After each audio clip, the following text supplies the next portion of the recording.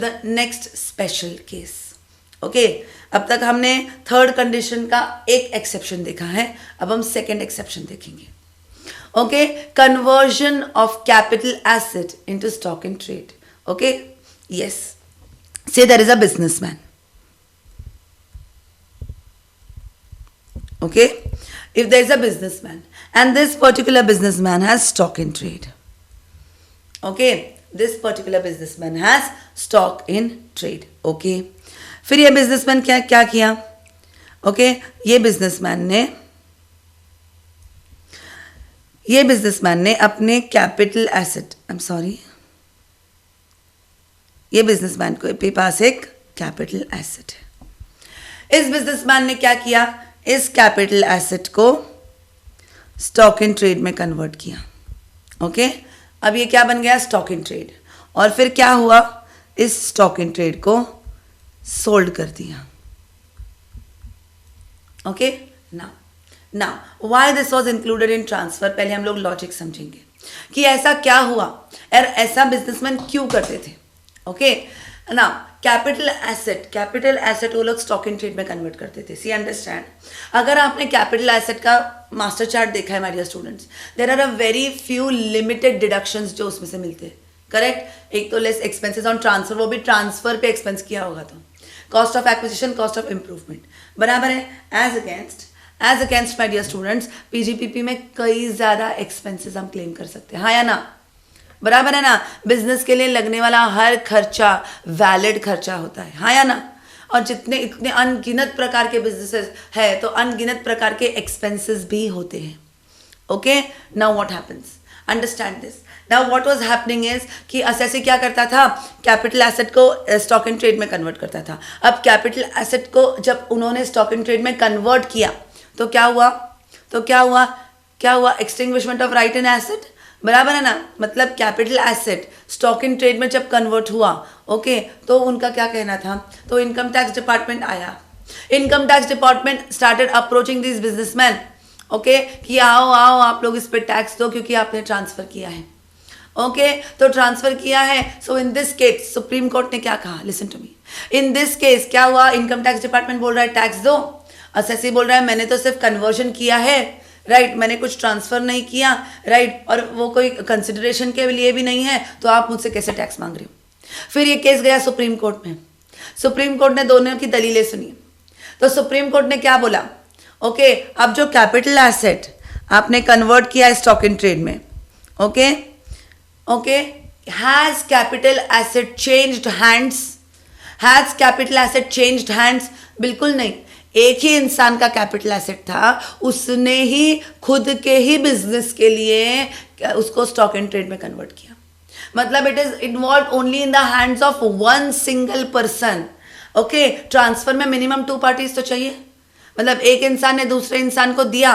Okay, क्यों दिया वो अलग की बात है, बट अगर आप ट्रांसफर बोलते हो तो एटलीस्ट क्या होना चाहिए माय डियर स्टूडेंट्स? एटलीस्ट इतना तो होना चाहिए ना. बराबर है? एटलीस्ट हैंड्स तो चेंज होने चाहिए. येस और नो? बिल्कुल येस. बट यहाँ पे सुप्रीम कोर्ट का कहना है when you are converting capital asset into stock in trade, क्या मुझे बताओ असेसी, मुझे बताओ इनकम टैक्स डिपार्टमेंट, क्या हैंड्स चेंज हो रहे हैं? क्या एक से ज्यादा पर्सन इन्वॉल्व है? No. So then supreme court ने कहा that this will not be treated as transfer.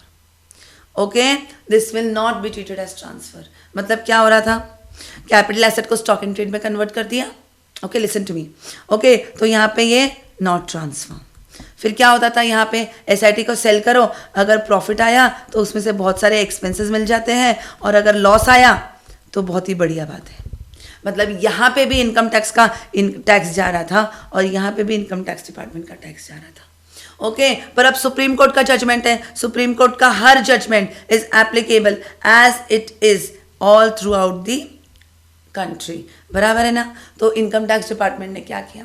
Income tax department ने एक आइडिया करी. वो डायरेक्टली सेक्शन 247 में गए. और उन्होंने सेक्शन 247 में ही चेंज कर दिया कि अगर capital asset stock in trade में कन्वर्ट होगा, then in that case it will be treated as transfer. Clear? अब वहां पे डायरेक्टली जाके उन्होंने सेक्शन 247 में चेंज कर दिया. इसका मतलब क्या हुआ? इसका मतलब it will be treated as transfer without any confusion. Okay, yes. ये कब से एप्लीकेबल हुआ है? From AY 1985-86. ओके, ये चेंज कब से लाया गया इनकम टैक्स एक्ट में? AY 1985-86 मतलब PY 84-85 से. ओके, 14/1984 से. Okay, yes. आगे now the fun starts here. Okay, yes. ठीक है. अब क्या हुआ?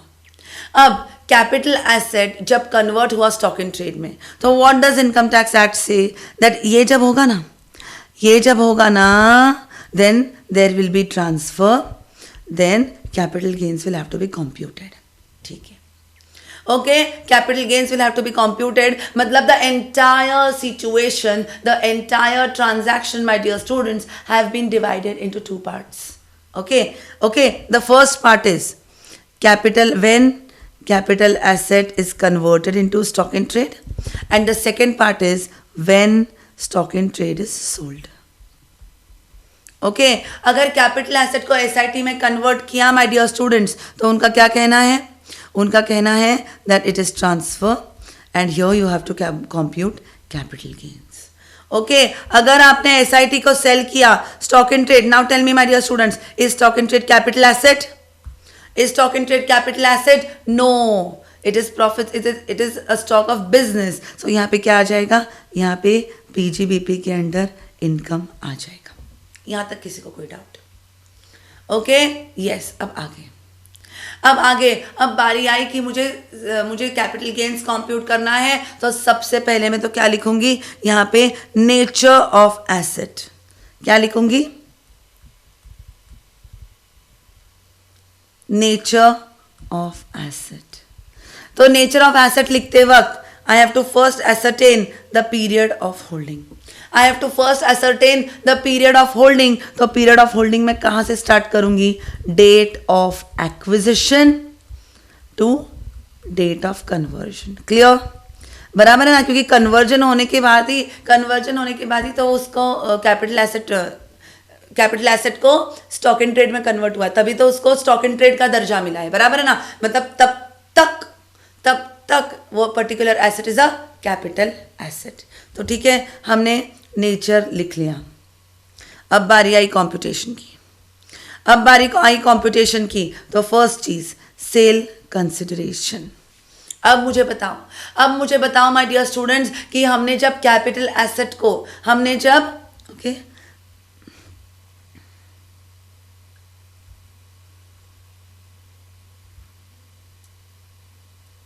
we'll do one thing.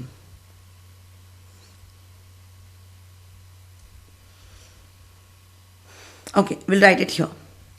Computation of capital gain. पहले हम लोग लिखेंगे नेचर लिखते वक्त we are going to write POH. तो जब POH देखेंगे that is acquisition to conversion. Okay, ठीक है. ओके, अब यहाँ पे आगे हमको क्या करना है my dear students? Okay, let's begin. Okay, तो sale consideration. Now tell me my dear students, आपके सामने सिचुएशन है when capital asset is converted into stock in trade. My dear students, क्या अपने पास कुछ क्या अपने को कोई क्लेम मिल रहा है? जैसे इंश्योरेंस क्लेम? नहीं. क्या हमने यहाँ पे कैपिटल एसेट को बेचा है? नहीं. Okay, so in this case find out the FMV, fair market value as on date of conversion. Find out fair market value as on date of conversion. This will be considered as sale consideration. So FMV on date of conversion will be considered as sale consideration. Okay.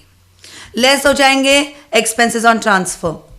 Okay, और जो balance बचेगा वो है net sale consideration. Okay, yes. Now my dear students, if the asset is short term capital asset, तो हम लोग क्या कर लेंगे यहाँ पे? तो हम लोग करेंगे लेस कॉस्ट ऑफ एक्विजिशन. अगर एसेट लॉन्ग टर्म है तो हम क्या करेंगे, less index cost of acquisition. अब जब इंडेक्स कॉस्ट निकालना है तो कैसे निकालेंगे my dear students, cost of acquisition. अगर एसेट 1/4/2001 से पहले होगी तो इसको हमको कंपेयर करने का एफएमवी से, okay, into index of the year of transfer, index of the year of transfer। here my dear students, transfer is treated, transfer कब माना जाएगा, जब उसको कन्वर्ट किया जाएगा तब उसका ट्रांसफर माना जाएगा। मतलब यहाँ पे मल्टीप्लाई जब हम करेंगे तो कौन से ईयर के इंडेक्स के साथ करेंगे, index in the year of conversion. जिस साल आपने उसको कन्वर्ट किया है उस साल का इंडेक्स लेंगे, divided by index of acquisition year और 100 as the case may be। Do you understand my dear students? Do you understand my dear students? Okay, आगे okay, अब अगर मैंने कोई एसेट में इंप्रूवमेंट करी है तो लेस कॉस्ट ऑफ इंप्रूवमेंट और index cost of improvement, same cost of improvement into index of which year, index of which year, conversion year, okay, divided by index of improvement year. यहाँ तक किसी को कोई doubt? फिर जो आएगा वो लॉन्ग टर्म कैपिटल गेन और short term capital gain, okay, ठीक है, नो प्रॉब्लम, ओके। असेसी ने बोला चलो ठीक है, अगर आपको इस पे कैपिटल गेन्स कंप्यूट करना है तो ठीक है, ओके। अब आगे listen to the next part of the story. अब आगे जब आपने एसआईटी सेल किया, ओके, जब आपने कैपिटल एसेट को एसआईटी में कन्वर्ट किया तब उसको ट्रांसफर माना गया, हमने कैपिटल गेन कंप्यूट कर दिया। अब सोचो कि अगर आपने इस एसआईटी को सेल कर दिया माय डियर स्टूडेंट्स, अगर आपने इस स्टॉक इन ट्रेड को आगे सेल कर दिया, इन that case income arises in the hands of business and profession, okay. हम नॉर्मली बिजनेस और प्रोफेशन का इनकम कैसे निकालते हैं, इनकम माइनस एक्सपेंसेस, बराबर है ना, यस और नो, राइट। तो अब यहाँ पे जब मैंने एसआईटी सेल किया है, तो मुझे पता है मैंने कितने में बेचा है, बराबर है ना, तो सेल वैल्यू तो मुझे पता है, लेस कॉस्ट पता है क्या, सी हमने जब कैपिटल एसेट खरीदा था तब मुझे उसका कॉस्ट पता है, बट कैपिटल एसेट को मैंने स्टॉक इन ट्रेड में कन्वर्ट किया तो उस पार्ट ऑफ ट्रांजैक्शन के लिए हमने कैपिटल गेन्स कंप्यूट किया, बराबर है। कन्वर्जन के बाद वाला सीन में पीजीपीपी आया है, मतलब हमको कॉस्ट लेना है वो इस पर्टिकुलर डेट का लेना है, हमको इस पर्टिकुलर डेट की कॉस्ट लेना है। अब मुझे बताओ, जब कन्वर्ट हुआ capital asset into stock in trade, okay, तब हमने सेल कंसिडरेशन लिया, जो कैपिटल गेन का selling price will be PGPP का कॉस्ट प्राइस, यस और नो, बराबर है ना। यहाँ पे हमने बेचा और यहाँ पे हमने क्या किया, कैपिटल एसेट को कन्वर्ट किया स्टॉक इन ट्रेड में, और यहाँ पे स्टॉक इन ट्रेड अंदर आया, राइट। सो जितने में हमने बेचा that is going to be cost for PGBP. अब देखो जब हमने कन्वर्ट किया तो हमने सेल कंसिडरेशन क्या लिया है, FMV as on date of conversion, तो वो यहाँ पे कॉस्ट बन जाएगा, FMV on date of conversion. Clear my dear students, clear, okay, yes, यहाँ तक तो क्लियर है। बट एक और इंपॉर्टेंट बात मैं बोलना चाहूँगी, ओके। अब असेसी को इनकम टैक्स ने बोला कि चल बहुत होशियार बन रहा था ना, सुप्रीम कोर्ट में गया, सुप्रीम कोर्ट की जजमेंट का सहारा लेके कैपिटल एसेट को स्टॉक इन ट्रेड में कन्वर्ट कर रहा था, इसलिए हमने 247 में ही उसको क्या कर दिया, ट्रांसफर ट्रीट किया, ओके। अब असेसी क्या बोलता है, अरे जुल्मी income tax department, income tax act, ठीक है, ओके, नो प्रॉब्लम, आपने कर लिया, आपको उस पर टैक्स चाहिए, हम आपको दे देंगे, बट हमारी प्रॉब्लम समझो इनकम टैक्स डिपार्टमेंट। अब हमने कैपिटल एसेट को स्टॉक इन ट्रेड में कन्वर्ट किया है, ओके, तो इस कन्वर्जन में क्या हमारे जेब में कुछ इनकमिंग हुआ है, क्या हमको कहीं से कुछ पैसे मिले हैं, क्या हमको कहीं से कुछ इनकम मिला है, इनकम तो कुछ मिला नहीं, और आप आ गए टैक्स मांगने, उसको ट्रांसफर ट्रीट कर दिया, इसलिए बोले उस पर कैपिटल गेन कंप्यूट करके उस पर टैक्स पे करो, ओके। हम कहाँ से देंगे आपको टैक्स, तो इनकम टैक्स डिपार्टमेंट बोलता है हाँ, तेरी दलीलें तो सही है, ओके, तेरी दलीलें सही है, तेरी रिक्वेस्ट सही है my dear student, okay, my dear assessee, no problem, okay, no problem. हम एक काम करते हैं, हम एक काम करते हैं, आपने कन्वर्ट किया ना कैपिटल एसेट को स्टॉक इन ट्रेड में, उस साल हम उसको ट्रांसफर मानेंगे। पर आपको टैक्स कब पे करना है पता है? जब आप स्टॉक इन ट्रेड बेचोगे ना, तब आपके जेब में पैसे आएंगे ना, उस जेब में जब आपके पास पैसे आएंगे तब आप उसमें से टैक्स पे करना। Do you understand? Means here also transfer year is year of conversion, but taxable year, is it logical? रटने की जरूरत ही नहीं है। Taxable year is year in which SIT sold. Okay, condition 3 क्या बोलता है कि जिस साल में ट्रांसफर होगा उस साल में टैक्सेबल होगा, बट यहाँ पे ट्रांसफर ईयर भी अलग है और टैक्सेबल ईयर भी अलग है। So it is an exception to that particular condition. समझ में आ रहा है क्या सबको? 100%? से व्हाट हैपेंस, सी अंडरस्टैंड, एक A है और एक B है। ओके, इन दोनों ने क्या डिसाइड किया? यस,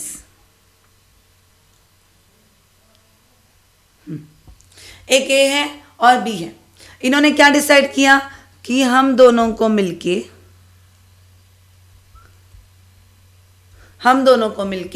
फर्म चलानी है, पार्टनरशिप फर्म, और AOP या BOI करना है। Okay, yes. तो A ने क्या बोला कि मेरे पास 50 लाख रुपए है, तो ये 50 लाख रुपए मैं लेके फॉर्म करूंगी। B ने क्या बोला, मेरे पास से बिल्डिंग है या I have office space. Okay, तो मैं, मेरा प्राइम एरिया में एक ऑफिस स्पेस खाली पड़ा है, तो मैं ऑफिस दूंगा। आई नॉट कंट्रीब्यूट मनी, ये पर्टिकुलर ऑफिस मेरे तरफ से जहाँ पे हम लोग बिजनेस करेंगे। Okay, yes. तो दोनों, एक ने पैसे लेके आ गया, एक जगह लेके आ गया और बिजनेस स्टार्ट हो गया। Okay, so what income tax act is saying, ये जो वो लेके आया, it is what, it is nothing but capital asset. It is nothing but capital asset. कि ऐसा जब कोई member, okay, partner of firm या मेंबर ऑफ AOP BOI ऐसा कुछ लेके अपने बिजनेस को कंट्रीब्यूट करता है, तो इसको क्या माना जाएगा? This will be treated as transfer. तो इस पे हमको कैपिटल गेन्स कंप्यूट करने पड़ेंगे। ओके, यस, फाइन, ठीक है। ओके, अब जब ये पर्टिकुलर एसेट पार्टनर लेके आया, ओके, बिजनेस में जब पार्टनर ये एसेट लेके आया, तो फर्म ने क्या किया? Okay, firm will record it in the books, yes और नो? ओके, सो फर्म ने इसको बुक्स में रिकॉर्ड किया।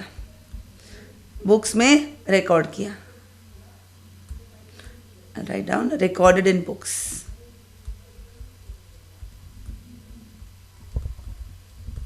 It is recorded in books of accounts. Yes or no, my dear students? Right? Okay. तो जब मेंबर अपना एसेट पार्टनरशिप फर्म में introduce करता है, बराबर है ना, इंट्रोड्यूस करता है, then in that case it will be treated as transfer और कैपिटल गेन होगा। ठीक है, तो अब बारी आई कैपिटल गेन कंप्यूट करने की। ओके, तो अब बारी आई कैपिटल गेन कंप्यूट करने की, तो हमने क्या देखा? हमने यहाँ पे नेचर ऑफ एसेट देखा, पीरियड ऑफ होल्डिंग देखा। तो जब पीरियड ऑफ होल्डिंग देखेंगे तो date of acquisition to date of giving to partnership firm, बराबर है ना? ओके, ठीक है, इसमें कोई दिक्कत वाली बात नहीं है। फिर सेल कंसिडरेशन। अब बताओ my dear students, tell me one important thing my dear students, tell me, sale consideration, क्या पार्टनर ने फर्म को एसेट बेची? नहीं। रिटर्न में एसेट मिला? नहीं। कोई भी ट्रांजैक्शन है? नहीं। ओके, सो यहाँ पे दिक्कत ये आई कि हम कैपिटल गेन्स कंप्यूट तो करेंगे। ओके, कैपिटल गेन कंप्यूट कब कर सकते हैं? जब अपने पास ये सारे कंपोनेंट्स हो। अगर अपने पास ये सब कंपोनेंट्स नहीं है तो हम कैपिटल गेन कंप्यूट नहीं कर पाएंगे। ओके, तो इनकम टैक्स डिपार्टमेंट ने बोला अगर कैपिटल गेन कंप्यूट नहीं किया तो हमको टैक्स कैसे मिलेगा? इसलिए इसको सेल कंसिडरेशन को हम क्या मानेंगे? जब आपने पार्टनरशिप फर्म को एसेट दी तो पार्टनरशिप फर्म ने क्या किया? Recorded it in the books of accounts. So okay, so your sale consideration will be value recorded in books of accounts.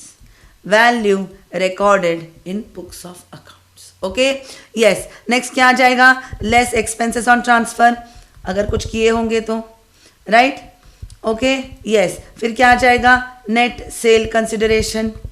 Okay, less cost of acquisition या index cost of acquisition. अब यहाँ पे हमको cost of acquisition तो पता है ना, हमको पता है कि बी ने जब ये ऑफिस खरीदा था तो उसने कितने में खरीदा था, हमको पता है. तो नॉर्मल कैलकुलेशन हो जाएगा. अगर कुछ इंप्रूवमेंट करी होगी तो less cost of improvement. Correct. Okay, और फिर जो आएगा वो लॉन्ग टर्म या short term capital gain. Clear everyone? Clear everyone? Okay. अब रिवर्स सिचुएशन. अब रिवर्स सिचुएशन. Okay, yes. यहां तक तो सबको समझ में आ गया, कुछ भी डिफिकल्ट नहीं है इसमें. ओके, अब आगे का important situation. Okay, important situation my dear students. Reverse situation. Say there is a partnership firm. Say there is a partnership firm, और say there is a AOP, और say there is a BOI my dear students. Okay, और ये dissolve हो गई. Okay, ये dissolve हो गई. Dissolve क्यों होती है? डिसॉल्व क्यों होता है पार्टनरशिप फर्म? अगर किसी पार्टनर की डेथ हो गई, ओके, या वो प्रोजेक्ट कंप्लीट हुआ. अगर प्रोजेक्ट वाला पार्टनरशिप रहा, प्रोजेक्ट कंप्लीट हुआ तो वो डिसॉल्व हो जाती है. अगर किसी पीरियड के लिए रहा तो वो पीरियड खत्म होने के बाद डिसॉल्व हो जाता है. राइट. सो ऐसे किसी भी रीजन के लिए पार्टनरशिप फर्म, AOP और BOI, जहाँ पे लोग एक साथ आके काम कर रहे थे, वो डिसॉल्व हो गई. ओके, सो पार्टनरशिप फर्म ने क्या किया? अपने दोनों जो पार्टनर्स थे A और B, ओके, एक को कैश दे दिया, एक को एसेट दे दिया. अब कैश दे दिया तो ठीक है, उसका कैलकुलेशन सिंपल हो जाता है, जितना मिला उसमें कोई कॉम्पिटिशन नहीं है. अब कॉम्पिटिशन करना मतलब इस एसेट के लिए करना है. Right, right. Okay, yes. अब सपोज इसको भी एसेट दिया. अब cash is also an asset only actually. Okay, yes. ठीक है, ठीक है. अब लिसन टू मी. अब what does income tax act से कि हाँ, अगर पार्टनरशिप फर्म देता है ऐसे तो इट इज ट्रांसफर. तो आप इस पे कैपिटल गेन कंप्यूट करो. तो हम बैठ गए कैपिटल गेन कंप्यूट करने. हम बैठ गए कैपिटल गेन कंप्यूट करने. ओके, तो सबसे पहले हम लोग क्या देखेंगे माय डियर स्टूडेंट्स? सबसे पहले हम लोग देखेंगे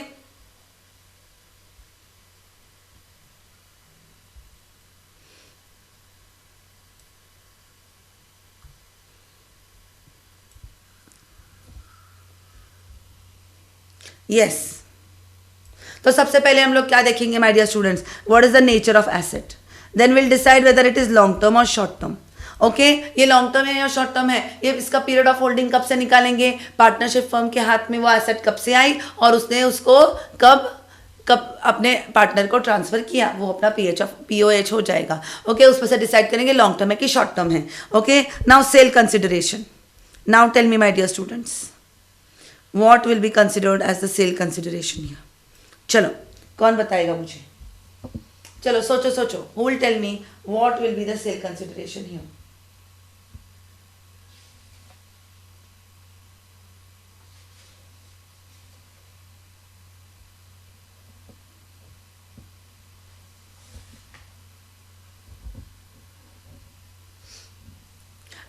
अब कम ऑन. अब पार्टनरशिप फर्म जब अपने पार्टनर को एसेट देगा तो क्या उनसे पैसे लेगा?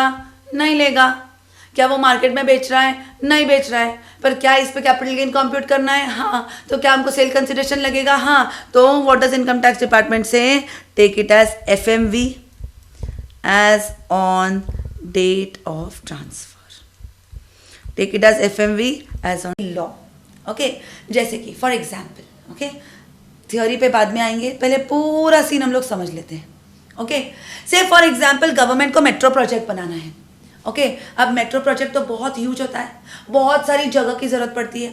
राइट. उनका मेट्रो रूट वो लोग डिसाइड करते हैं कि उनको कौन से स्टेशन से, कौन से एरिया से लेके what will be the route, कौन से एरिया में जाएगा, कैसा जाएगा. Right. So lot of land is required for this. बराबर है ना. उनको मेट्रो स्टेशन बनाना, फिर मेट्रो की रूट बनाना. Right. Everything, there are lot of things. Okay, yes. तो अब क्या होता है ना, तो क्या होता है जब गवर्नमेंट प्लान बना लेती है कि ओके हमको यहाँ से पूरा मेट्रो का प्रोजेक्ट बनाना है.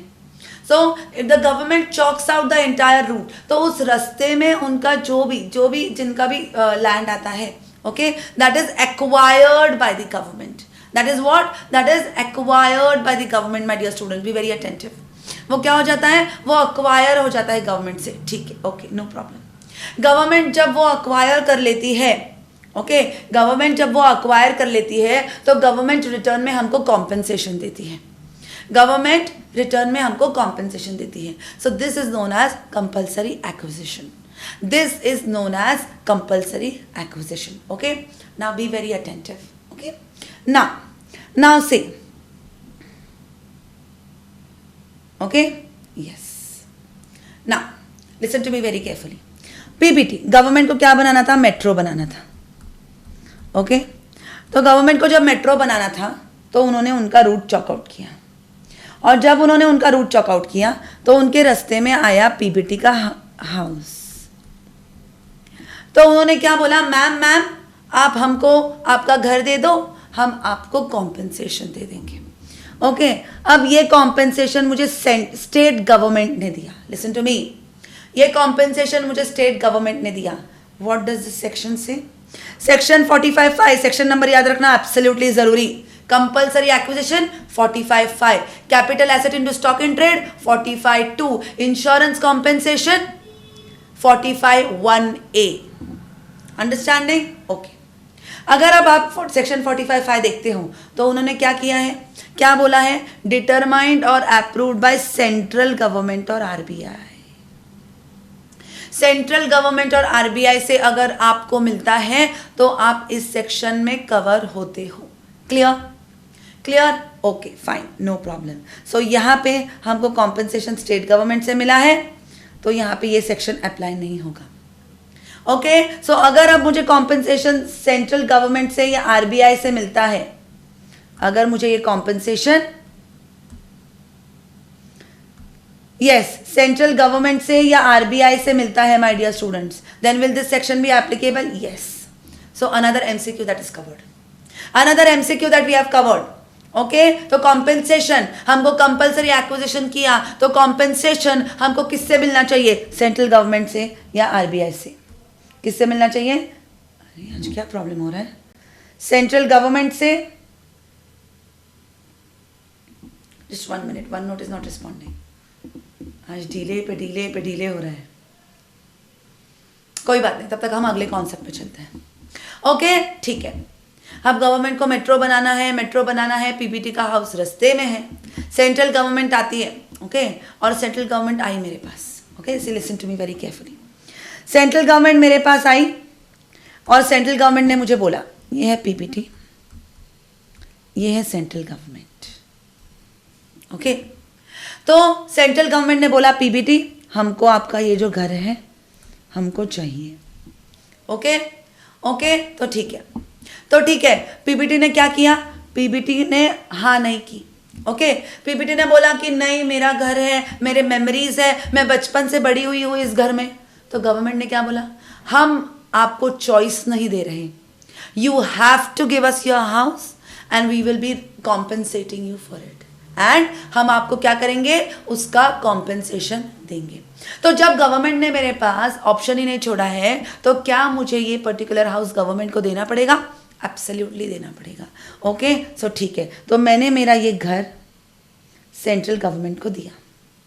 अब क्वेश्चन नंबर 1, जब मैंने मेरा घर गवर्नमेंट को दिया, so tell me is there extinguishment of right in my asset? क्या खत्म हो गई मेरी राइट्स? राइट, रिलिंक्विशमेंट है. ओके, है. तो एक्चुअली सेक्शन 247 के under should it be considered as transfer? Yes. और उन्होंने एक्सप्रेसली बोला भी है ना कि कंपल्सरी एक्विजिशन किया गवर्नमेंट ने, तो ये ट्रांसफर है, ये कैपिटल गेन्स है. ओके, ठीक है, फाइन. ओके, मतलब गवर्नमेंट हमारा घर भी लेके जाएगी और घर लेके गई इसलिए उसके ऊपर अपने को कैपिटल गेन टैक्स भी पे करना है. भाई ये तो बहुत बढ़िया बात है. राइट. ओके, तो गवर्नमेंट घर लेके गई. Listen to me very carefully, I am trying to build a background. अब क्या हुआ? सेंट्रल गवर्नमेंट ने घर के बदले में पीबीटी को 50 लाख रुपए दिए। Okay, see let's do it very technically, समझो। ओके, पीबीटी ने कैपिटल, गवर्नमेंट ने बोला हमको दो, तो पीबीटी ने घर दे दिया से 17-18 में।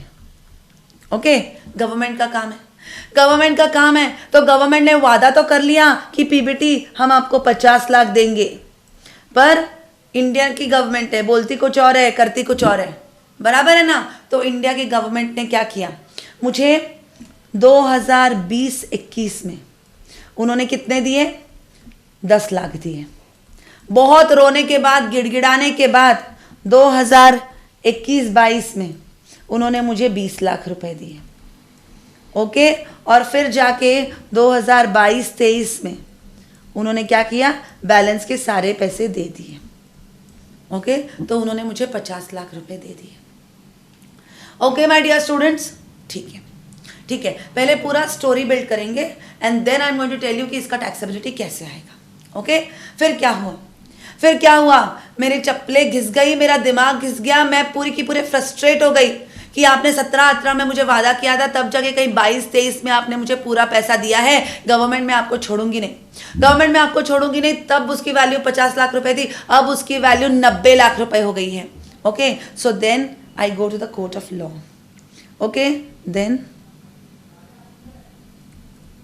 I go to the court of law. Okay,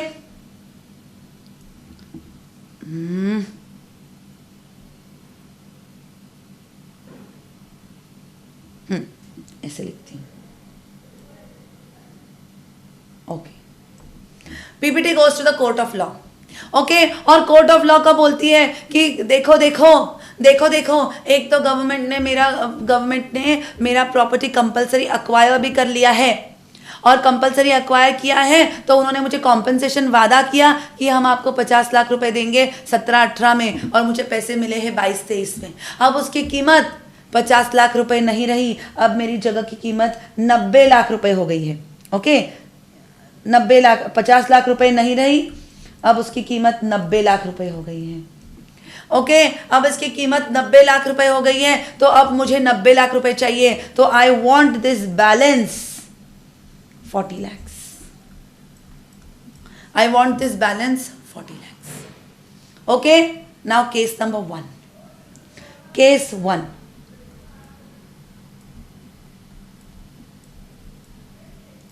अब ये अगर गवर्नमेंट है, पैसा देने में इतनी धीरे, तो ये कोर्ट ऑफ लॉ है, तारीख पे तारीख पे तारीख, बराबर है ना। तो इसका डिसीजन जल्दी हो नहीं पाया, ओके, तो गवर्नमेंट ने क्या किया, तो कोर्ट ऑफ लॉ ने क्या किया, कि सपोज केस 1 में क्या हुआ, इमीडिएटली उन्होंने बोल दिया गवर्नमेंट को कि गवर्नमेंट की ओके 23-24 में उसने क्या किया, ऑर्डर दे दिया कि गवर्नमेंट पे 40 lakhs टू पीबीटी। ये एक केस हुआ। Okay, second case 2 my dear students, be very careful. Case 2 my dear students, अब केस 2 में क्या हुआ, केस 2 में गवर्नमेंट ने क्या बोला कि ठीक है, गवर्नमेंट ने बोला हम आपको तारीख देंगे, पर ओके, पर उसके बीच में उन्होंने एक इंटरिम ऑर्डर पास किया। ओके, मतलब फाइनल ऑर्डर देने से पहले उन्होंने इंटरिम ऑर्डर किया कि पीबीटी हमारा दिमाग मत खाओ, अभी हम सेंट्रल गवर्नमेंट को बोल देते हैं कि आपको 20 लाख रुपए दे दे। ओके, आपको 20 लाख रुपए दे दे, अब जब फाइनल ऑर्डर आएगी तब हम देखेंगे। ये इंटरिम ऑर्डर उन्होंने कब पास की, उन्होंने ये इंटरिम ऑर्डर पास की 24-25 में। ओके, नो प्रॉब्लम, ठीक है, ओके, नो प्रॉब्लम। ओके, ठीक है, अब इसका क्या हुआ, अब इसका फाइनल ऑर्डर पास हुआ। अब इंटरिम ऑर्डर है, interim order does not hold value जब तक वो फाइनल ऑर्डर ना आ जाए। तो इसकी फाइनल ऑर्डर आई से 25-26 में। 25-26 में माय डियर स्टूडेंट्स इसकी फाइनल ऑर्डर आई। ओके, इसकी फाइनल ऑर्डर आई, और फाइनल ऑर्डर में गवर्नमेंट ने डिसाइड किया, आप बोल रहे हो कि आपकी प्रॉपर्टी का कीमत 90 लाख रुपए है। ओके, आपकी प्रॉपर्टी की कीमत 90 लाख रुपए है, पर हम नहीं मानते, हम नहीं मानते, हम मानते हैं कि आपकी प्रॉपर्टी कीमत 10 लाख रुपए है। इस 10 लाख में से गवर्नमेंट ने ऑलरेडी 50 लाख आपको दे दिए हैं और इंटरिम ऑर्डर में 20 लाख दिए हैं, मतलब गवर्नमेंट ने आपको 70 लाख रुपए दिए हैं, मतलब गवर्नमेंट ने आपको 10 लाख रुपए एक्सेस दिए हैं। ओके, ठीक है, फाइन। ये एक कंडीशन। सपोज अगर फाइनल ऑर्डर में डिसाइड होता है कि आपकी प्रॉपर्टी की कीमत 90 लाख रुपए है, आपकी प्रॉपर्टी की कीमत 90 लाख रुपए है, तो अब तक आपको 50 लाख रुपए मिल गए हैं, 20 लाख रुपए इंटरिम में मिल गए हैं, अब आपको और कितने मिलने चाहिए, मतलब 70 मिले हैं, तो और आपको 20 लाख पे करना पड़ेगा गवर्नमेंट ने आपको। ठीक है, this is the entire scenario. ठीक है, okay, yes. Now let us understand my dear students. Okay, यहाँ पे क्या हुआ है, आपकी प्रॉपर्टी कंपल्सरीली अक्वायर करी गई। आपकी प्रॉपर्टी जब कंपल्सरीली अक्वायर करी गई तो सेक्शन 247 बोलता है when a particular property is compulsorily acquired then it will be treated as transfer. अगर ट्रांसफर है तो उसमें कैपिटल गेन आएगा और उस पर आपको कैपिटल गेन पे टैक्स पे करना पड़ेगा। Okay, yes. अब ट्रांसफर कब हुआ है माय डियर स्टूडेंट्स? ट्रांसफर हुआ है ईयर 1718 में, मतलब ईयर 1718 में मेरा घर लेके सेंट्रल गवर्नमेंट चली गई। ओके, तो यहाँ पे ओके, फिर which is the transfer year? Transfer year will be year 2017-18। Okay, अब गवर्नमेंट आ गई। एक गवर्नमेंट क्या बोली, आपका घर लेके चली गई और पीछे पीछे इनकम टैक्स डिपार्टमेंट आ गया। अब इनकम टैक्स डिपार्टमेंट बोल रहा है असेसी ओए आपका हाउस ट्रांसफर हो गया ना, तो कैपिटल गेन आया है, तो चलो हमारे कैपिटल गेन का टैक्स दो, तो असेसी फूट के रोना लगा और असेसी फूट के रो के इनकम टैक्स डिपार्टमेंट को बोलता है कि आपको थोड़ी सी तो दया आती है कि नहीं आपकी असेसीज की। एक तो आप मेरा घर भी लेके गए और अब आप टैक्स मांगने के लिए आ गए कि मुझे रहने के लिए जगह नहीं है, मैं आपको टैक्स कहां से पे करूं? From where and how should I pay this tax to you? Okay, तो इनकम टैक्स डिपार्टमेंट का दिल पिघल गया और उसने मेरे आंसू पहुंचते बोले कि कोई बात नहीं असेसी, कोई बात नहीं, जब आपको सेंट्रल गवर्नमेंट इसका कॉम्पेंसेशन देगी, जब सेंट्रल गवर्नमेंट आपको इसका कॉम्पेंसेशन देगी तो तब आप मुझे इस पे टैक्स पे करना। ओके, तो ठीक है, कोई नहीं, तो कहीं ना कहीं मेरे दिल को तसल्ली हो गई। ठीक है, तो टैक्सेबल ईयर कौन सा हो गया? अब यहाँ पे मुझे डिसाइड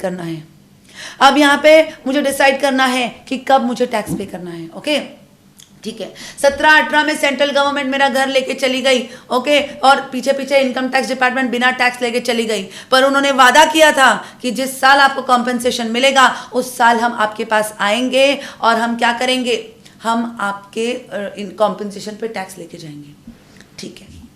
ठीक है, ओके, तो 2020-21 में सुबह मेरे बैंक अकाउंट में 10 लाख रुपए आ गए एज कॉम्पेंसेशन और पीछे दोपहर को मेरे घर की घंटी बची। ओके, अब दूसरा घर भी तो लूंगी, कोई रास्ते पे थोड़ी ना रहने वाली हूँ, राइट? तो मेरे घर की घंटी बची और पीछे इनकम टैक्स डिपार्टमेंट आ गया और इनकम टैक्स डिपार्टमेंट दरवाजा खटखटाते हुए बोला कि मैम हम आ चुके हैं, हमने अपना वादा पूरा किया, अब आपका वादा पूरा करने का टाइम आ गया है। आपने क्या करना है, इस कॉम्पेंसेशन पे टैक्स पे करना है। ओके, तो ठीक है, कोई नहीं। मैंने क्या किया, अब टैक्स किस पे करना है? कैपिटल गेन्स पे। ओके, टैक्स किस पे करना है? कैपिटल गेन पे। तो मैं चलो कैपिटल गेन का कंप्यूटेशन करने बैठ गई। कैपिटल गेन का जब मैंने कैलकुलेशन करना बैठ गई तो मैंने स्टार्ट किया सेल कंसिडरेशन। अब मुझे बताओ कि 2020-21 में मुझे कितने पैसे मिले हैं? 2020-21 में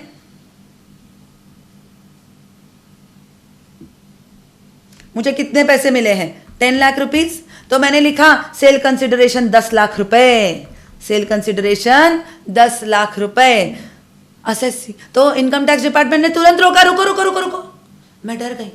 मैंने बोला क्या हुआ? मेरे बैंक अकाउंट में 10 लाख रुपए आए हैं, मैंने यहाँ पे 10 लाख रुपए बोले लिखा है।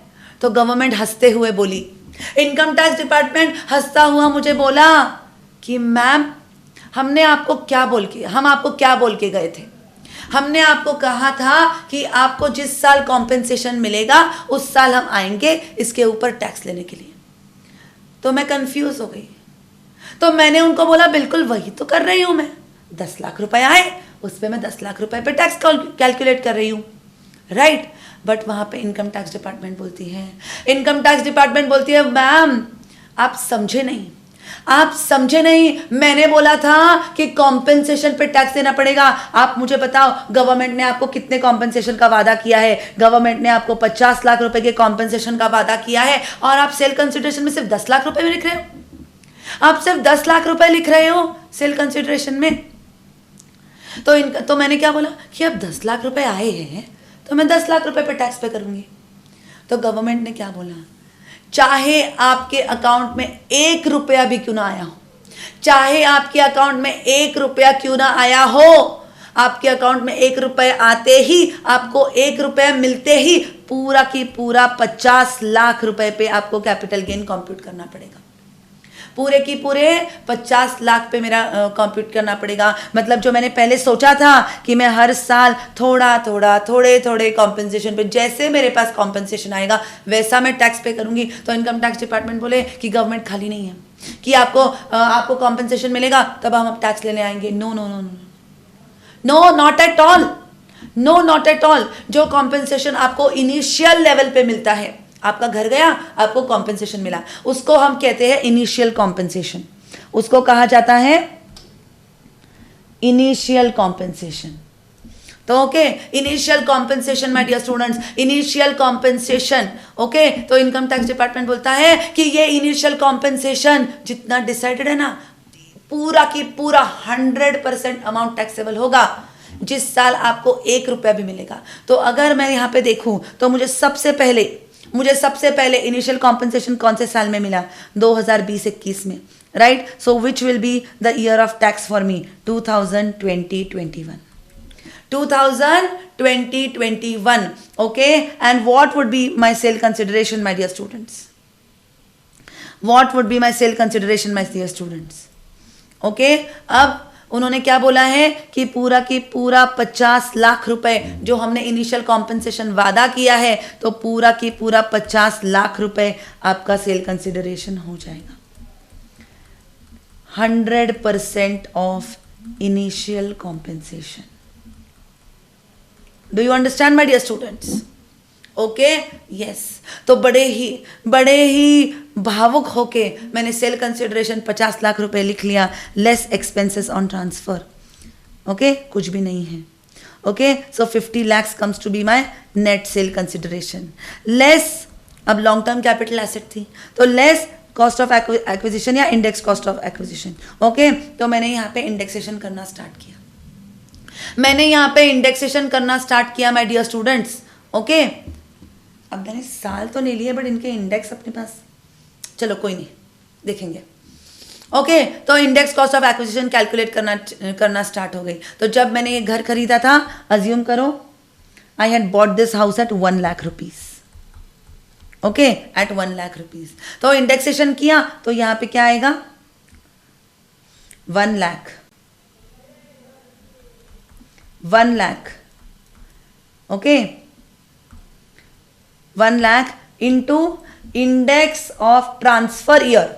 इंडेक्स ऑफ ट्रांसफर ईयर, यहां पे ट्रांसफर कब माना जाएगा? जब एसेट कंपल्सरीली अक्वायर हुआ, मतलब 17-18, डिवाइडेड बाय से ये प्रॉपर्टी मैंने खरीदी थी 2-3 में।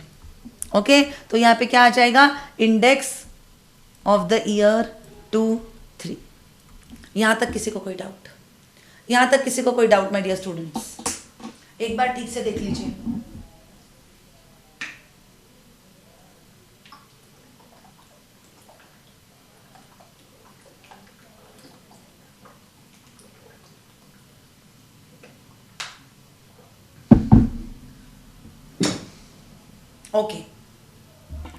ओके, सो 2002-3, ठीक है, फाइन। अब बताओ मुझे इसमें मेरी इंडेक्स कॉस्ट कितनी आ गई? चलो बताओ मुझे। कम ऑन, लास्ट पेज पे लिखा है ना, मैं क्यों 50 लाख गवर्नमेंट को पे करती? गवर्नमेंट मुझे कॉम्पेंसेशन दे रहा है 50 लाख रुपए का। इस 50 लाख रुपए को क्या होगा, this will be treated as sale consideration for the computation of capital gain. मैं इस पे कैपिटल गेन कंप्यूट करूंगी और इस कैपिटल गेन पे आगे टैक्स पे करूंगी। Okay, yes. तो चलो, मैंने कैपिटल गेन कंप्यूट करना स्टार्ट किया। ओके, कितना आया इंडेक्स कॉस्ट ऑफ एक्विजिशन? चलो, I want answers from you. आपके नोटबुक पे लास्ट पेज पे इंडेक्स लिखे है ना आपने, बताओ कितना आया इंडेक्स कॉस्ट ऑफ एक्विजिशन?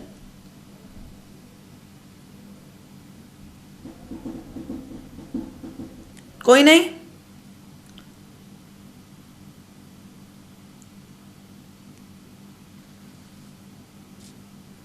चलो कोई नहीं, मैं इस कैलकुलेट कर लेती हूँ, मुझे इंडेक्स नहीं चाहिए।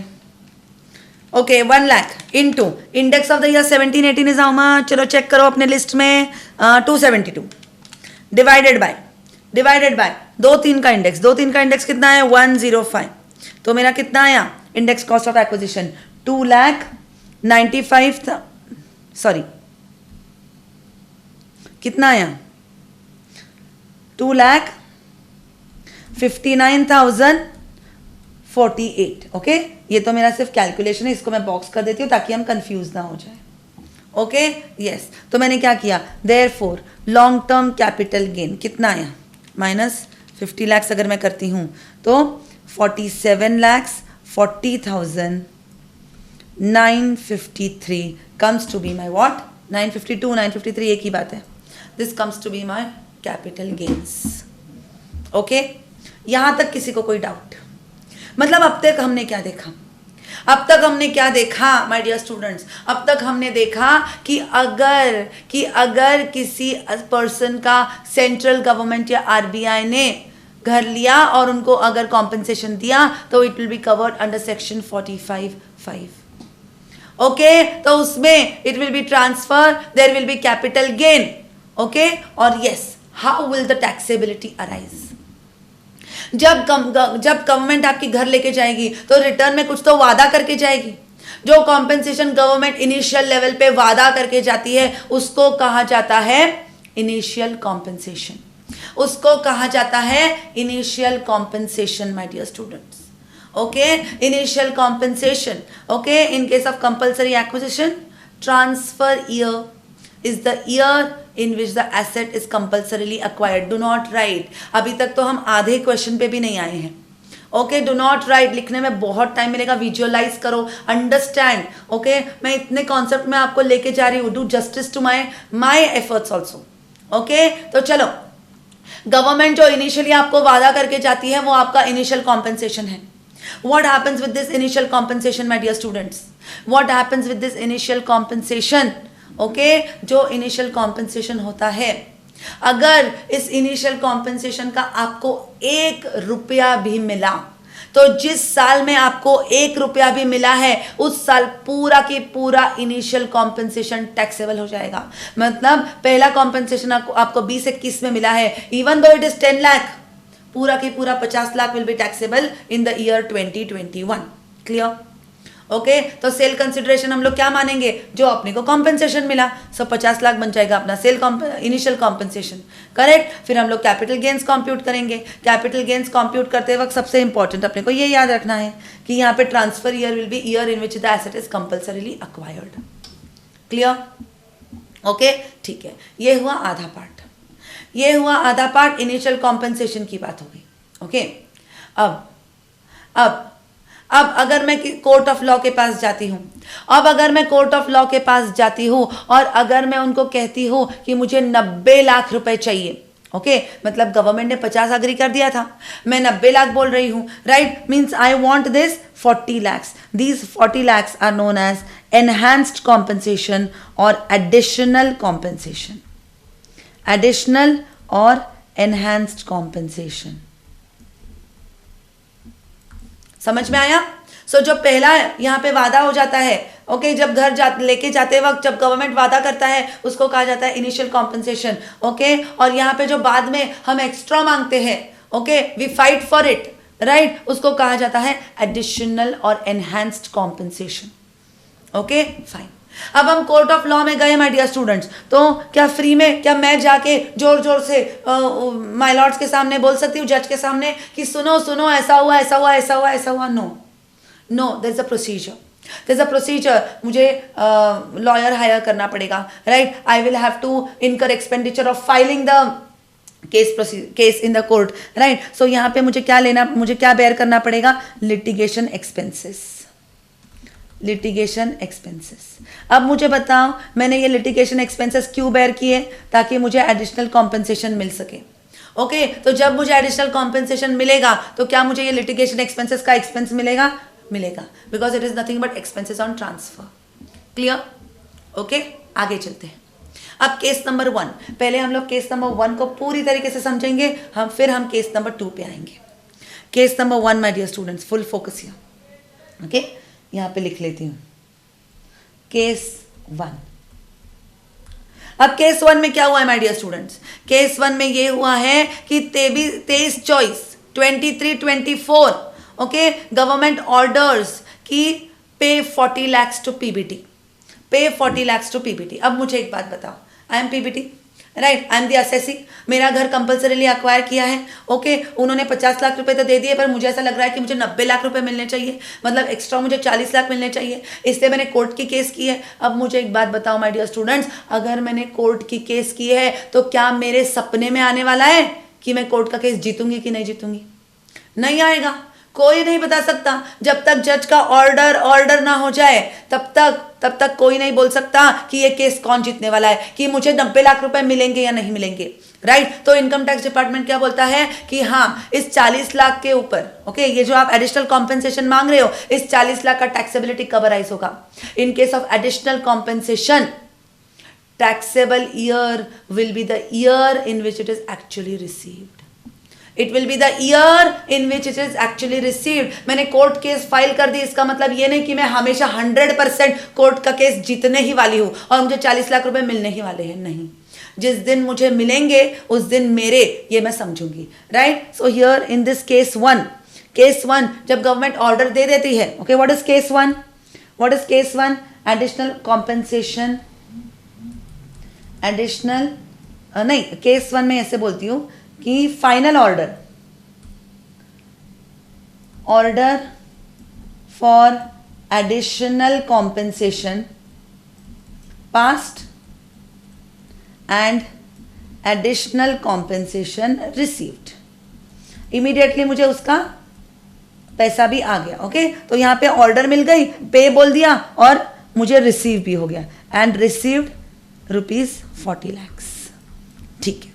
तो मुझे उधर की उधर उसका पैसा भी मिल गया, ओके। सो यहाँ पे जब मैं 40 लाख का टैक्सेबिलिटी करूंगी तो tell me my dear students, मैं किस साल में इसका टैक्सेबिलिटी करूंगी? किस साल में? It will be taxable in the year 23-24, क्योंकि मुझे इसका एडिशनल कॉम्पेंसेशन कब मिला है? 23-24। Very full focus my dear students, बहुत मजा आने वाला है, ओके। तो अब 23-24 में उन्होंने बोला कि आपको इसके एनहांस्ड कॉम्पेंसेशन, एडिशनल कॉम्पेंसेशन पे आपको टैक्स पे करना पड़ेगा, ओके, ठीक है। मैंने बोला कोई बात नहीं, मैं रेडी हूं टैक्स पे करने के लिए, ओके। तो चलो कैपिटल गेन कंप्यूट करते हैं। तो capital gain first is sale consideration.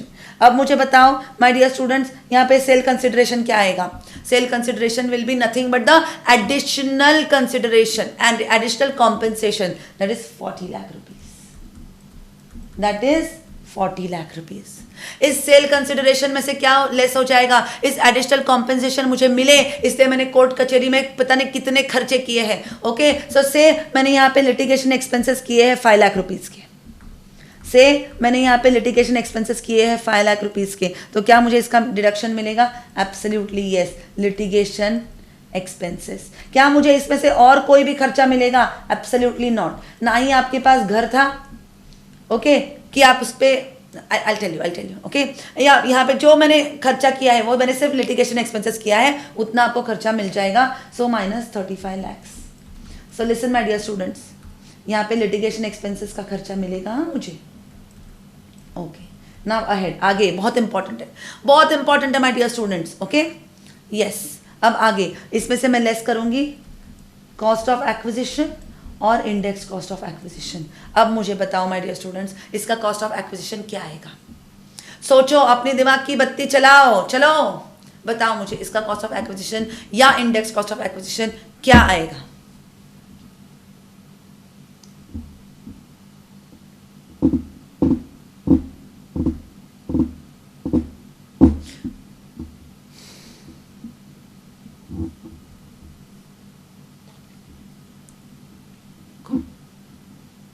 Okay, 50 lakh rupees.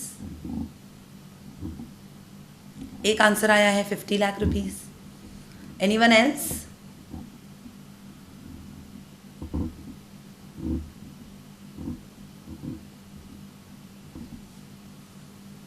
Anyone else my dear students?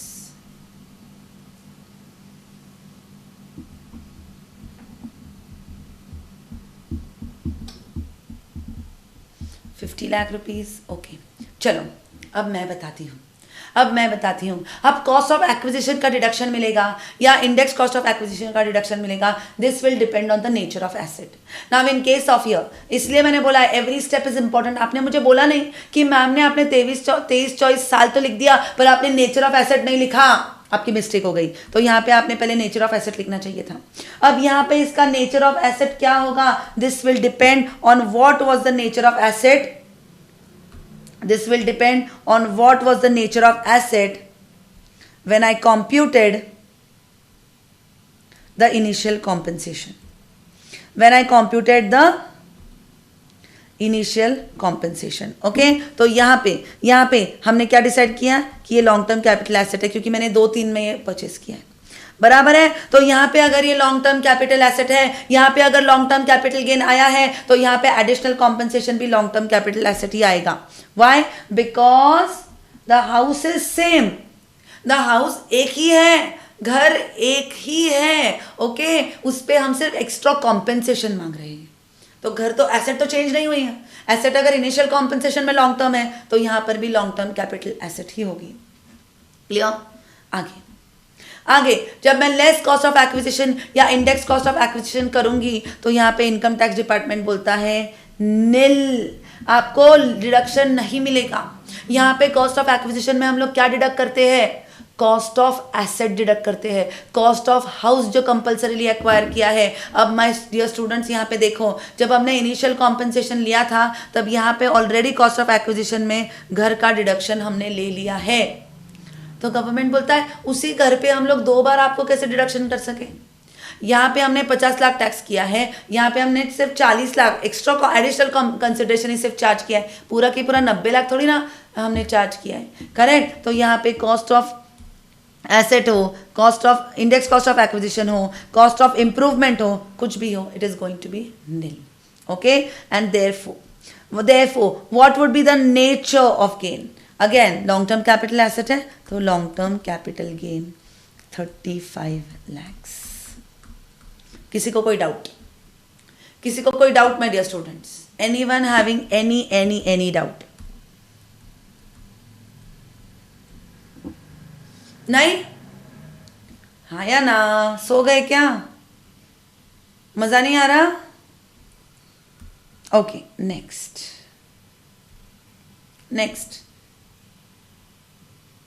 Case 2। Very very careful my dear students. अब केस 2 में और भी ज्यादा लोचे हैं। अब केस 2 में क्या किए हैं? केस 2 में क्या हुआ है माय डियर स्टूडेंट्स? अब मुझे बताओ सुरभि, अब मुझे बताओ अनुष्का, सॉरी, अब मुझे एक बात बताओ, आपको जब इनिशियल कॉम्पेंसेशन मिला था 50 लाख रुपए, तो आपने क्या किया? 50 लाख रुपए लिया, उसमें से जो घर था, घर के अगेंस्ट मिले हैं 50 लाख रुपए, तो उस घर का आपने कॉस्ट ऑफ एक्विजिशन डिडक्ट कर दिया। ठीक है, पर आपको 50 लाख से पेट नहीं भरा, आपको और 40 लाख चाहिए, तो आपने कोर्ट में गया, आपने कोर्ट केस जीत लिया, आपको 40 लाख रुपए और मिल गए। तो आपको जब 40 लाख रुपए और मिल गए तो इनकम टैक्स डिपार्टमेंट क्या बोलता है कि 1 मिनट रुको, आपके पास एक एसेट था, ओके, उसका पूरा की पूरा डिडक्शन आपने 50 लाख रुपए से ले लिया है, less cost of acquisition, less index cost of acquisition करके। अब उस घर का जो कॉस्ट का डिडक्शन आपने ऑलरेडी ले लिया है, इसका डिडक्शन अगर हम यहां पर भी देंगे तो आपको डबल डिडक्शन मिलेगा। डबल डिडक्शन मिलेगा तो हमारा नुकसान भी तो होगा, इसलिए एडिशनल कॉम्पेंसेशन में से आपको कॉस्ट ऑफ एक्विजिशन का कोई भी डिडक्शन नहीं मिल पाएगा, it will be nil. Clear my dear students? 100%। Come on, I won't go ahead till I get your responses. Yes, okay, चलो आगे। अब केस 2, अब बहुत मजा आएगा। क्या बोला सुरभि आपने? कोई बात नहीं, कोई बात नहीं, मैं जानबूझ के ना बहुत डिटेल में एक्सप्लेन कर रही हूं, क्योंकि यस क्योंकि ना यहां से क्वेश्चंस बनते हैं ना, और हाथ के क्वेश्चंस है। एक बार अगर आपको ये केस समझ लिया ना, तो ये इसमें आप जिंदगी भर में कभी भी मिस्टेक नहीं करोगे। ओके, बस एक बार समझने की बारी है। ओके, यस, चलो case 2। Case 2 my dear students, come back. Case 2, case 2 में क्या हुआ है? एक इंटरिम ऑर्डर पास किया है। मतलब क्या? मतलब कोर्ट ने बोला कि सुनो सेंट्रल गवर्नमेंट, केस थोड़ा पेचीदा है, हमको इसमें डिसीजन लेने में थोड़ा वक्त लगेगा, राइट? अब कितना वक्त पीबीटी को रोक के रखना, उस पर भी तो एक लिमिट है ना, उस बेचारे की क्या गलती। तो एक काम करो, आप लोग 20 लाख रुपए का उनको कॉम्पेंसेशन दे दो। वो 40 लाख मांग रही है ना, हम 50% दे देते हैं, आप 20 लाख रुपए का कॉम्पेंसेशन उनको दे दो। फिर जब हम फाइनल ऑर्डर पास करेंगे तब देखेंगे आगे का क्या करना है। ओके, तब हम देखेंगे आगे का क्या करना है, ठीक है? तो अब इंटरिम ऑर्डर कब पास हुई? 24-25 में इंटरिम ऑर्डर पास हुई। ओके, इंटरिम ऑर्डर पास हुई, मेरे बैंक अकाउंट में 20 लाख रुपए आ गए, मेरे बैंक अकाउंट में 20 लाख रुपए आ गए माय डियर स्टूडेंट्स। और पीछे से आ गए इनकम टैक्स के लोग, इनकम टैक्स के लोग आ गए, और इनकम टैक्स के लोग तुरंत मुझे बोलने लगे कि मैम कैपिटल गेन कंप्यूट करो, हमको टैक्स चाहिए। तो इस बार मैंने हंसी इनकम टैक्स डिपार्टमेंट पे, और उसने बोला इधर आ। अब मुझे बता, ये 20 लाख रुपए कैसे मिले? इंटरिम ऑर्डर में, बराबर है ना? अब इंटरिम ऑर्डर पे जब तक फाइनल ऑर्डर नहीं हो सकता ना, मेरे घर पे वापस बताना टैक्स लेने। पहले आप आपके गवर्नमेंट को बोल के फाइनल ऑर्डर दो, फिर मेरे पास टैक्स लेने के लिए आओ। मतलब क्या? मतलब what do I want to say कि इंटरिम ऑर्डर अगर 24-25 में, ओके, 24-25 में अगर उन्होंने इंटरिम ऑर्डर दी है, तो जब इंटरिम ऑर्डर दिया तब कुछ भी टैक्सेबल नहीं होता। जब फाइनल ऑर्डर दी जाती है, तभी वो टैक्सेबल होता है। Understanding?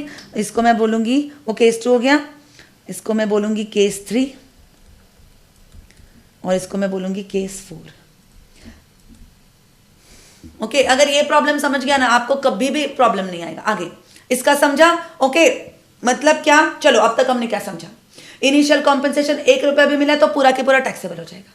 Additional compensation final order में मिल गया तो जिस साल मुझे मिला उस साल वो टैक्सेबल हो जाएगा। अगर इंटरिम ऑर्डर में एडिशनल कॉम्पेंसेशन मिला तो गवर्नमेंट क्या बोलता है? इनकम टैक्स डिपार्टमेंट जरा रुक जाओ, जब तक फाइनल ऑर्डर आएगा नहीं तब तक इंटरिम ऑर्डर टैक्सेबल होगा नहीं। मतलब जो इंटरिम ऑर्डर में मुझे 24-25 में 20 लाख रुपए मिले हैं, तभी वो टैक्सेबल होगा क्या? नहीं होगा। सो 24-25 में there will be no tax. Why? Because this is, यहाँ पे इंटरिम ऑर्डर आया है। Okay, when final order passed only then taxable. Okay, in which year? In the year of final order. Okay, अब आगे बढ़ते हैं, next case 3। My dear students, अब case 3 में क्या हुआ? इंटरिम ऑर्डर तो पास हो गया था, 24-25 में मुझे 20 लाख रुपए मिल गए। ओके, अब केस 3 में क्या हुआ? फाइनल ऑर्डर पास हुआ 25-26 में। Listen to me, final order कब पास हुआ है? 25-26 में फाइनल ऑर्डर पास किया, और उन्होंने क्या बोला कि 90 लाख पूरी कीमत नहीं है आपकी प्रॉपर्टी की, आपकी प्रॉपर्टी की कीमत हमने 60 लाख रुपए दी है। ओके, और अब तक आपको गवर्नमेंट ने क्या किया है? 70 लाख रुपए दिए हैं, मतलब आपके पास 10 लाख रुपए एक्सेस है। ओके, ये 10 लाख रुपए मुझे रिफंड करने पड़ेंगे गवर्नमेंट को। क्लियर. सो केस 3 में इन the year 25-26, in the year 25-26 I have to refund rupees 10 lakh to the government. Clear. इसमें तो कुछ एकदम डिफिकल्ट वाली बात है ही नहीं, कॉमन सेंस वाली बात है. ओके, अब चलते हैं आगे. My dear students. Okay, yes. अब केस 4 में गवर्नमेंट ने क्या बोला कि हाँ, जो मैम बोल रही है, जो पीबीटी बोल रही है 90 लाख रुपए कीमत है मेरी प्रॉपर्टी की, कि वो करेक्ट बोल रही है. उनके प्रॉपर्टी की कीमत 90 लाख रुपए ही है. उनके प्रॉपर्टी की कीमत 90 लाख रुपए ही है. Okay, yes. So here my dear students. Okay, yes. आगे 90 लाख रुपए ही है. Okay, yes. नाउ इस 90 लाख रुपए में से मुझे 50 लाख ऑलरेडी मिल चुके हैं, राइट. और 20 लाख रुपए मुझे, अब 50 लाख रुपए जो मिले हैं माय डियर स्टूडेंट्स, इस पे मैंने टैक्स पे कर दिया, कैपिटल गेन कंप्यूट करके टैक्स पे कर दिया है. ओके, अब मैंने 20 लाख रुपए टैक्स पे किया है क्या? नहीं. और एडिशनल जो 20 लाख रुपए मुझे मिलने वाले हैं वो पूरे के पूरे.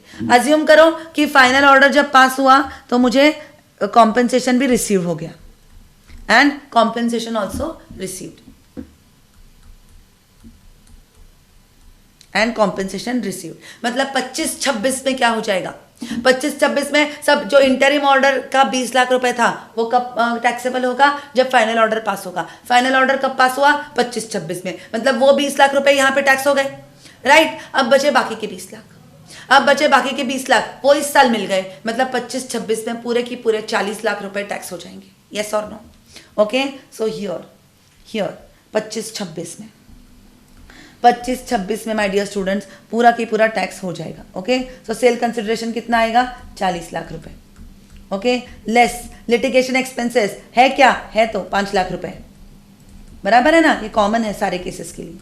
तो 35 लाख रुपए आए. ओके, अब नेचर ऑफ एसेट हमने लिखा क्या? नहीं. Long term capital asset, this will be same as that of initial compensation. Initial compensation में जो नेचर ऑफ एसेट रहेगा वही एडिशनल कॉम्पेंसेशन में रहेगा. तो लेस, अब लॉन्ग टर्म कैपिटल एसेट है तो index cost of acquisition, index cost of improvement, cost of acquisition कुछ भी हो, it will always be nil.